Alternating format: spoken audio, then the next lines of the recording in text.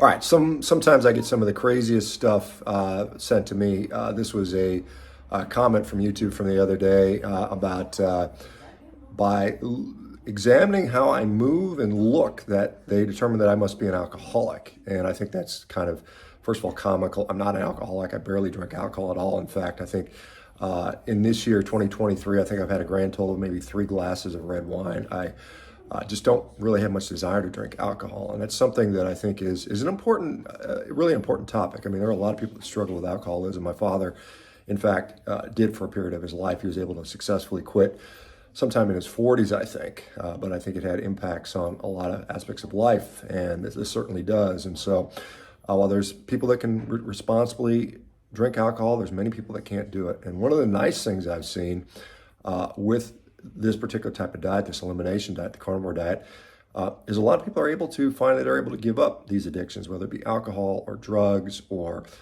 prescription drugs or cigarettes or gambling or things like that. It seems to wire the brain in a way, or unwire the brain in a way that these addictions become less prevalent, and it's such an important topic.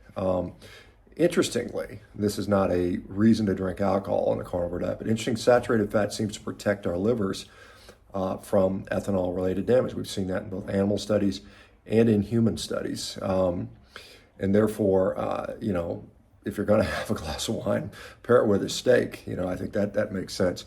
But this is something that I find it's kind of humorous.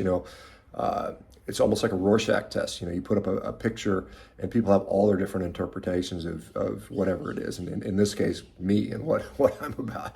And I just draw out some of these are just funny. The assumptions people have about what I do or who I am or, what must be going on are often just, so comical it's worth pointing out. But to answer the question, I'm not an alcoholic.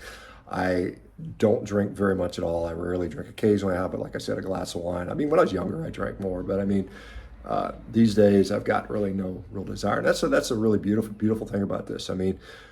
You can enjoy life without these things. Life can be great without alcohol. Life can be great without drugs. Life can be wonderful and interesting and exciting without these enhancements. And a lot of people, because they are in such pain, whether it be physically or mentally, they use these things to quote unquote medicate themselves, which we know all that is doing is damaging themselves. And so the better medication is to take care of yourself.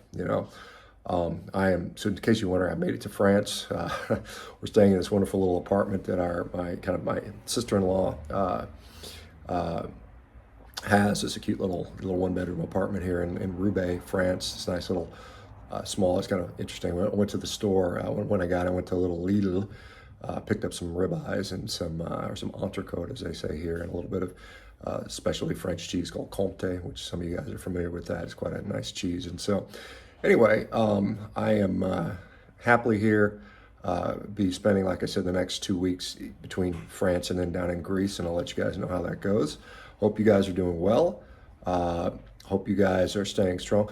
In the comments, if you don't mind, if you've been able to overcome some sort of addiction, whether it be alcohol or cigarettes or drugs, by using diet, please comment that, because I think that is a really, really fascinating area which we don't spend enough thought on. Most rehab centers just feed people junk food. They replace one bad habit or one addiction with another, and it's usually sugary junk food, and that's not the way to get people healthy. All right, guys, we'll talk to you soon. Take care. You guys have a great day. Bye-bye.